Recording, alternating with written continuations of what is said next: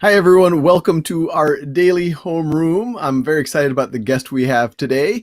And before we jump into that conversation, I will give my standard announcement, remind everyone that Khan Academy is a not-for-profit organization that we can only exist with philanthropic donations from folks like yourself. So if you're in a position to do so, please think about donating to Khan Academy. I want to give a special shout out to several corporations who've helped support us, especially when they found out that we were running at a deficit pre-COVID. And then because of COVID, our server costs have gone up. We've been trying to accelerate a whole series of programs. So special thanks to Bank of America, Google.org, AT&T, Fastly, and Novartis. So with that, I'm really excited to introduce our next guest, James Manyika. I have many connections, and there's many reasons why James is interesting. I consider him a friend, a mentor. He is also a board member of Khan Academy. And his day job is he is the head of the McKinsey Global Institute. So James, thanks for joining us. Maybe a good place to start is for those who don't know McKinsey or the McKinsey Global Institute. What is that? Well, thank you, Sal. I'm so delighted to be here. And it's one of those situations where I feel like you're one of my teachers. You know, it's kind of like when your teacher invites you to class, you're kind of terrified because they've been your teacher. So I'm kind of a little terrified right now, but I'm delighted to be here. James is being so humble. He knows which way the mentorship goes in this relationship. So thank you for having me. So the McKinsey Global Institute is kind of McKinsey's economics and research think tank, if you like. So we research trends in the economy, the impact that technology is having on society. We look at issues around economic growth, inequality, globalization. So these are trends we spend a lot of time thinking about. And we try and make our views kind of benefit leaders, whether it's leaders in the private sector, in business, in nonprofits, in government. Many of those folks around the world take advantage of the research that we do. So what I'm hoping to talk to James about, I think there's many things we could talk to him about, but directly related to his work, and he obviously sits on the board of Khan Academy and several other foundations. I'd love to dive into, even pre-COVID, James has done a lot of interesting work around the future of work and what will technology and automation do to it. There's then a layer that COVID has added to it. Then there's a layer of the environment we're in, around the anti-racism movement. How do we increase diversity, equity, and inclusion in corporations? And then, what things might transcend beyond the COVID crisis or beyond the news cycle that we happen to be in. So if anyone has any questions on YouTube or Facebook, please put your questions in the message boards. We have team members who are looking at them, and they'll surface those questions to myself and James. But James, just to get everyone grounded, given the work that you just described that the McKinsey Global Institute does, what, even pre-COVID, what trends have you seen or are y'all prognosticating about the future of work? What is automation going to do? What is globalization or deglobalization going to do? Well, I think, work has been changing and will continue to change in some profound ways. And I think there are a few different things that are driving those changes. The first one is the role of technology and automation. We know that this is a trend that's been going on for centuries, actually. Every time we've invented new ways or technological ways to complement what people do, the work that people do, there's always been this ongoing kind of tension and co-evolution between what people do and what the machines around them do. So the role of technology and automation is one of those trends that affects work. The other trend that's been affecting work is the fact that there are now many more varieties of work. So we know that there are people who do full-time jobs. There are people who now do independent work, the gig economy. So the set of arrangements that we put around work have kind of expanded. Some of that has been driven by the fact that some of these alternative models are flexible for people, useful for people, allow people to complement their incomes when they're not earning enough from their full-time jobs. So this variety of work phenomena has also been changing our work quite a bit. So these were trends, Sal, that were already underway even before COVID. They'd already impacted sectors like manufacturing. So if you had gone to a factory in 1980 versus a factory in 2018, it looked very different. You probably wouldn't see as many people there. You've probably seen a lot of robots and machines assembling things on the assembly line. So this was already changing. But I think one of the things that, as we look forward, that's become important is that with the emergence and progress in artificial intelligence, for example, we're starting to see machines that are capable of doing some of those things that we often associated with human intelligence. The ability to understand patterns, the ability to think through some kinds of classes of problems. And so that the expansion and the emergence of artificial intelligence has made many people start to worry about, so therefore, what will people do in the future? So that's been one of the trends we've been looking at, along with the varieties of work. I should point out, though, sorry, you're about to ask something. No. Keep going. I was going to ask, all of the things you alluded to, automation, artificial intelligence, there's people who can paint a very dystopian future that most jobs could get taken away. I mean, people talk about self-driving cars and trucks and even a lot of office work, or even AIs that can, deep learning algorithms that are better at diagnosing radiological images better than radiologists. Do y'all see a future where we have this mass displacement of tens of millions of people, even in just the U.S., or do you think it's more gradual and we shouldn't be so scared? Well, we shouldn't be so scared because one of the things that actually happens is that, and I'll illustrate this with a story. So, you're a student of history, Sal, and many people may not know this, but in the '60s, President Lyndon Johnson put together a commission, which is a blue ribbon commission, to look at the future of work and the role of automation. One of the conclusions in their report in 1967 was something that has always stuck with me. And what that conclusion was, that technology destroys jobs, but not work. That is actually quite important, because what happens, as we've seen both historically but also looking forward, is that yes, there will be some occupations that will decline. We don't have people driving horse and buggies anymore. We don't have people who operate elevators anymore, except maybe in a few remaining places. So some jobs will decline, but many more actually grow and emerge because there's still work that needs to be done. So when you look at the puts and takes, if you like, much of the research we've done, and in fact many other economists have done and technologists have done, at least looking at the next few decades, at least suggest that yes, while some jobs will be lost, there will also be jobs gained, meaning jobs that will grow and emerge as a result of new things that we'll do in the economy. So I like to think of this as, what we see with technology and automation is a phenomena of three kinds, actually. Yes, some jobs lost, some jobs gained, but also many more jobs changed. And the jobs changed part is quite important. Think about, whatever, the things you spend your day doing, Sal. Most occupations consist of 20, 30 different constituent activities. Some of those are being replaced by, or those constituent activities are being replaced by technology. Your job is still there. You mentioned the radiologist. If you look at what the radiologist actually does, the amount of time that they spend looking at images is, I think the number in the US is something like 38% is the time they actually spend looking at images. There are other things that they do. They are coordinating things, they're doing research, they're doing a whole bunch of other things. So that's an example where a portion of their work changes. Think about the bank teller, which is a fascinating example. If you had looked at a bank teller in 1970, what did they spend the majority of their time doing? Counting your money, either to take it from you when you give it to them or to give it back to you when you ask for it. That was like 80% of their time. Then the ATM showed up.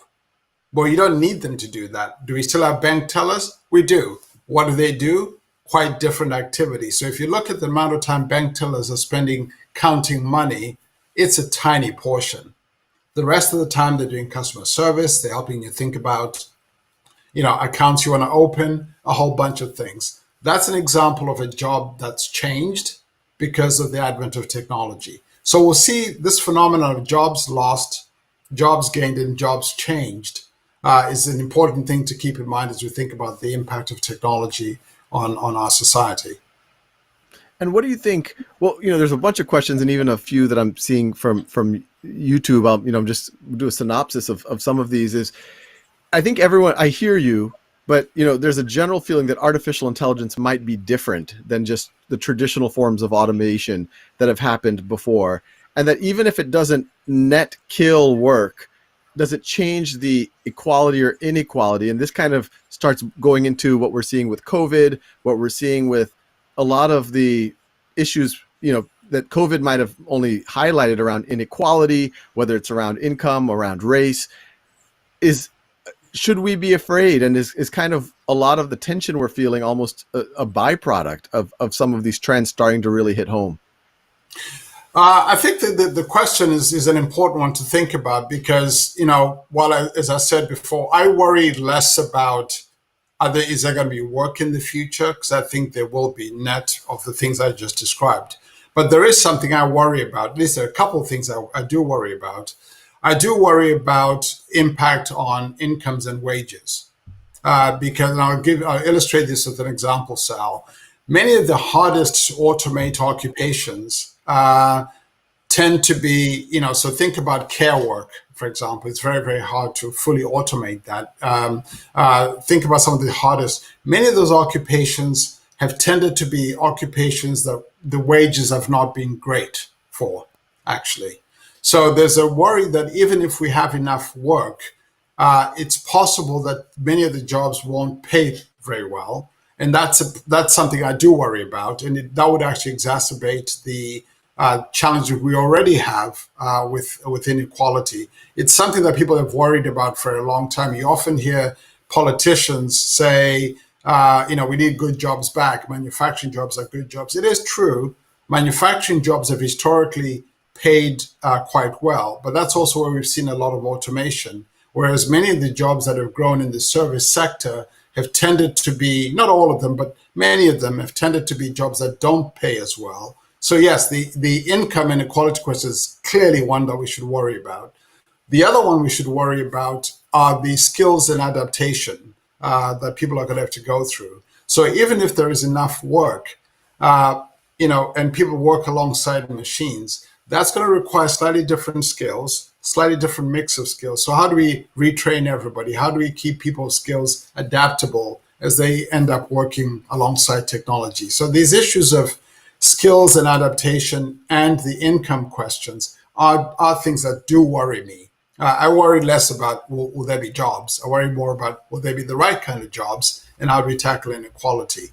Now, many of these issues, we've often talked about them, Sal, as the future of work. Well, in some ways, COVID has kind of accelerated all of that. And it's now kind of here. And maybe that's something we should talk about. What are we seeing around work in this moment? Right. I mean, there's, from Facebook, we have this question from Matthew Kavanaugh. Is AI making it impossible to predict the future of work and work patterns? Several people have kind of alluded to what should they do with their life. I'm assuming they're high school or college students. And you're absolutely right. COVID has, there's kind of these two worlds. People like me and you who can, for the most part, continue to do our work from our home offices. And then a lot of people in service industries and wherever else where they can't. And it's made inequality maybe worse. So what advice would you give? And what trends do you think from COVID are real and that we really do have to struggle with? Well, I think it's important before we get to what we do about it to actually fully understand what's been exposed with regards to work and inequality by this COVID moment. So right now, for example, if you look at the US workforce, something like about a third are workers that I would call vulnerable. And let me describe what I mean by vulnerability. These are workers who are vulnerable to layoffs or to being furloughed or experiencing reduced hours and income as a result of both either public safety concerns about health or the fact that the sector that they work in has essentially shut down. So, for example, if you happen to be working in a restaurant, for example, or in the travel industry, well, there isn't a whole lot going on right now. So a third of the US workforce that's vulnerable in that sense, that's a very large number. Now, if you look at the profile of who those workers are, it's right. something like 80% of them are low-wage workers, meaning that they earn less than $40,000 a year. So it's disproportionately impacting low-income workers the most. A large portion of them don't have college degrees or college education, 80% of them actually. And many of them are disproportionately people of color, black and brown people. So, if there was already inequality in an educational sense or in a low wage sense or in a kind of a demographic sense, we're seeing it in full blown force. And those are people, as you said, Sal, many of those occupations, you can't do them remotely in the way you and I can do what we do, because we know that something like almost 45% of those vulnerable workers, their work has to be done in some physical place somewhere. You can't do it over Zoom or over whatever technology you happen to be using. So that's a real concern. So the question is, what do we do about that? I think lots of things. First of all, is to solve for the public health concerns, because a lot of the people who are most exposed in the public health sense have tended to be many of those same workers. We also have to, so we have to solve for their health safety, give them the right equipment, PPE, and so forth, and making sure that they're protected if they have to go out to do work. But the other thing is to think about, how do we supplement their incomes and help them and support them? So some of the stimulus checks or the unemployment insurance checks have helped a lot. But one of the things we're realizing is that because we have a system where a lot of the access to health services or benefits are tied to employers, well, if employers shut things down, we've essentially potentially cut off people from some of the health and other benefits that they might have got. So that's exposing the difficulty when we've got a benefit system that's inherently tied to employment. So these are some of the things we have to tackle if we're going to support those exposed and vulnerable workers. And do you think there's some limit to, this goes into more of a macroeconomics question that I've asked other guests, but trillion here, trillion there starts to add up at some point. What do you think is the limit at which, the government won't be able to, write checks to hold people over, essentially? Well, this is the classic difficulty of balancing the short term and the long term. So, in the short term sense, I would say let's help people as much as we can, because that's the challenge that's here and now. Those are workers we need to support, and the economy needs support, who are exposed in the public health sense right now, and also in an economic sense right now. So we have to protect their lives and livelihoods. This is something we've been writing a lot about. How do we protect lives and livelihoods in this moment? Mm. But it also then has this other long-term consequence, which is because the way the economic system gets to write those checks, or a trillion here, a trillion there, is that in some ways we're borrowing from the future, if you like, mm-hmm. In a way. So this is the tough combination. But personally, I would say, let's tackle the issues that are right in front of us right now, which is people who are exposed, whose lives are exposed, and whose livelihoods are exposed. So anything we can do to help them, I think, is fundamentally important. Right. And what the general sense I've been hearing, and even when I think about myself, is the Fed is aggressive. That helps lower interest rates. They're essentially printing money, and then the government can borrow at record low interest rates. And really, the risk in the short to medium term is inflation, which doesn't seem, if anything, deflation, because of all of the other trends you talked about, like automation. It might be a bigger risk. Oh, it would be. So in fact, the one of the other challenges we're facing, by the way, as I mentioned, there's a lot of workers who are exposed right now, either vulnerable because they can't work and so forth. Well, we know already that something like 40% of those occupations also are occupations that are at risk of automation. So the interplay of these dynamics is really, really important. But I think one of the things many of us are concluding is that we kind of have to simultaneously solve these two things, which is, how do we deal with the public health crisis that we've got? At the same time, we're finding safe ways to keep the economy and reopen the economy. And those two things kind of go hand to hand. I think the challenge we've got practically is that we're running a 50 experiments, if you like, in fact more than that, in the sense that every state is kind of doing their own thing. In fact, it's more than that, because even within states you find some cities, some counties are doing things a little bit differently. That actually makes it very complicated, and in fact raises the potential that we're going to be kind of in this bumpy road for a while, and recovery will probably take even longer, because we're kind of waiting on the one hand for the public health crisis to abate or be under control, and waiting for vaccines. And you had Bill Gates talking about that. We're waiting for therapies, but also we need to safe ways to reopen, and we're trying to reopen and get the economy. So I worry that we're going to be in this mode of kind of, small steps, bumpy steps, back and forth and forward, hopefully, for quite a while, for longer than we would like. And that's Yeah. a worry. And then related to this, and I do think it is somewhat related. I don't think it's a coincidence that we're seeing the kind of mass protests in when you already had this COVID happening in the background, but you've had obviously the murder of George Floyd, which has kind of reinvigorated or really opened up conversations around systemic racism, police brutality.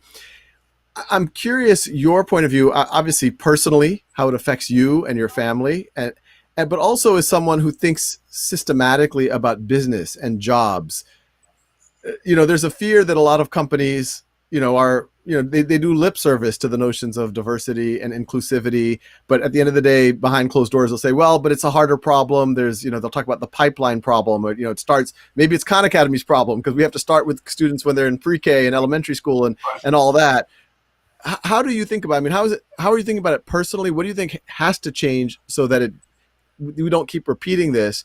And how do you think the role of the business community, what action should they be taking to not just do lip service? Well, these are really big questions, Sal, as you know, but you asked about my own personal experience. I mean, I've lived in the United States now for about 20 years, and I can tell you these issues affect me and affect everyone. One of the things that's been surprising to me is even when people understand things, is the presumption that, it happens to those people over there, poor, disadvantaged people of color. Well, I think it happens to all people of color. So let me give you some personal experience. It doesn't matter, I'm fairly privileged. I'm lucky to do the things that I do and so forth. But that doesn't stop the police stopping me occasionally, which happens. It doesn't stop, showing up. I work in Silicon Valley, showing up at a company to say, I'm here to meet with the CEO, and I'm told, oh, you can leave it here, right? The presumption being I'm there to deliver something, right? So it happens to all of us. There isn't a black male in this country who, apart from people perhaps who are recognizably celebrities, there isn't a black male I know, CEO down to the janitor, who hasn't got a story to tell you about some experience that they've had in a store somewhere. So this happens to all of us, and we're constantly thinking about that. I worry about I'm the father of a young black man. I worry about it when he goes out. So these are very personal issues. But I think zooming out from the personal, I think perhaps what we're seeing is, these have been issues that have been, there for a very long time. And, it's a culmination. I think perhaps this moment was a bit of a boiling over point with the death of George Floyd that kind of brought things to a fore. But these issues of inequities, systemic inequities, both not just in the policing and criminal justice system, but in society, economically, have persisted for a very long time. And I think, what I'm hopeful is that maybe this time things will be different, and people will start to address them directly. I've been quite encouraged, we'll see, but I've been encouraged by the fact that there's been a bit of a collective chorus of recognition of these issues, not universal, of course, but at least, a larger chorus than before. And I see it both inside large companies, in the private sector, in foundations, and in the social sector. So that chorus, I think, is encouraging. I'm also seeing it go beyond just a chorus, but people starting to propose actions that they're going to take. There's some easy actions, important but easy actions. The easy actions, I think, for companies is to write a check. So donate to this cause and that cause and fund this, fund that. That's great. It's happening. And I think many will benefit that way. The harder thing is to actually change organizations. Change, for example, leadership, change attitudes towards these issues, change hiring practices, address some of the biased questions that affect candidates when they're applying for jobs and work. Those are much harder things to do. But I think people are committing to doing those. So I'm hopeful. I'm optimistic in that sense. And just even from your vantage point as, one of the senior leaders at McKinsey, which is, for those who don't know McKinsey, it is kind of, considered kind of the elite of the elite in terms of strategy consulting firms. And, y'all are the advisors to CEOs and governments around the world. So a lot of ways y'all have influence with a lot of other entities, and then also what y'all obviously do with your own organization. Do you see that there will be change? And what are those levers? Like, if you had to pick your top 3 levers on any of these issues, obviously there's the police brutality issue, which, we might have limited control over. That's kind of a sheriff, government, police union type issue. But in the corporate sector, what levers would you? Well, I think in the corporate sector, it's committing to the kind of inclusivity that we're talking about. I mean, for those who are interested, even we at McKinsey have actually put out 10 actions that we're going to take.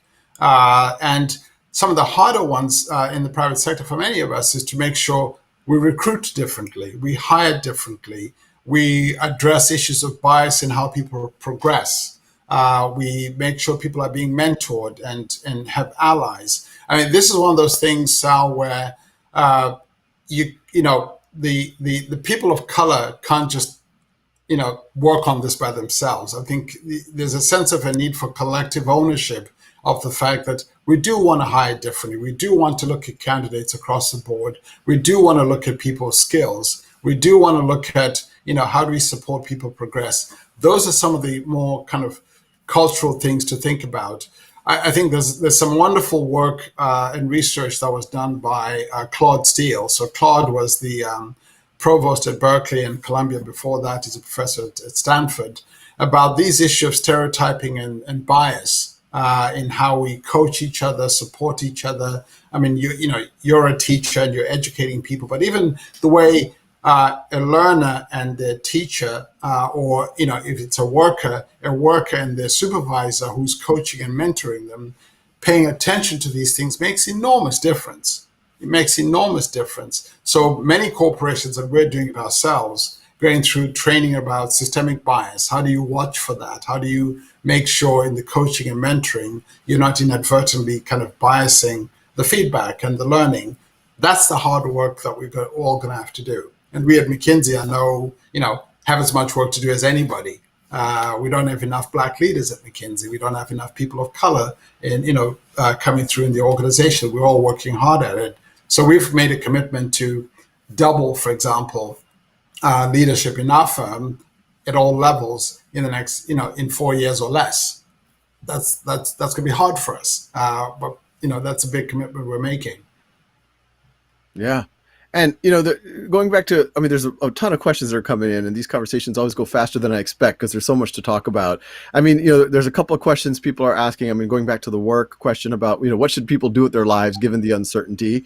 There's questions about what do you think are going to be the permanent effects of COVID, but I would even extend it, COVID and a lot of what we just talked about. There's a very particular question from Facebook about what do you think about the Trump's H-1B policy, the visa policy. I'd like to, take it where you'd like to take it, James, in the few minutes we have left. Yeah, so it's worth talking perhaps about what's going to be permanent post-COVID, maybe as trends that people can anticipate as people think about what to do, how we adapt and adjust. I think we've seen ourselves go through some rapid global experiments. We've experimented with work from home. We've experimented from remote learning. And people have, more people that are already using Khan Academy have discovered Khan Academy, thankfully, in this moment. And that's a wonderful thing. But I think many of those things aren't going to change. I think we've seen the benefits of some of those things. We've seen the value some people have from working from home, the flexibility, but some people want to go back to work. So the workplace itself, I think, is going to look quite different. the learning environment, I think, is going to look quite different. I think we've learned that, we may be in a no contact or at least a low contact economy. I think some of the experiences of social distancing and avoiding density, I'm not sure all of those will go away. I think we've seen a growth in telehealth, for example, people being more comfortable doing health consultations remotely. I think much of that is going to stay. So those are things that I think are going to be with us for a while. To the question of, how can one adapt and learn? I think, it's one of the things I love about Khan Academy. I think that being in a mode where we are perpetually learning and augmenting our skills and what we know, I think it's just going to become a lifelong skill. Learning to learn and learning to adapt permanently and perpetually is one thing. The other thing I would also add is we're going to see the importance of both skills, not just the STEM skills, but also even some of the artistic skills. I think it's going to be the combination of these other social skills with some people have called STEAM, right? By adding A to STEM, A for the arts. I think that combination is going to be quite important. And those who have both kinds of combinations of skills, I think, are going to do well. So those would be the two things I'd emphasize: learning, constantly learning, and having this duality between STEM and artistic and social skills. I think it's going to be quite important. Yeah, and I always find STEAM entertaining because it really just means being a well-rounded human being because it's covering everything. Exactly. Well, James, unfortunately, we're all out of time. Considering you're a board member, I consider it your duty to do this again.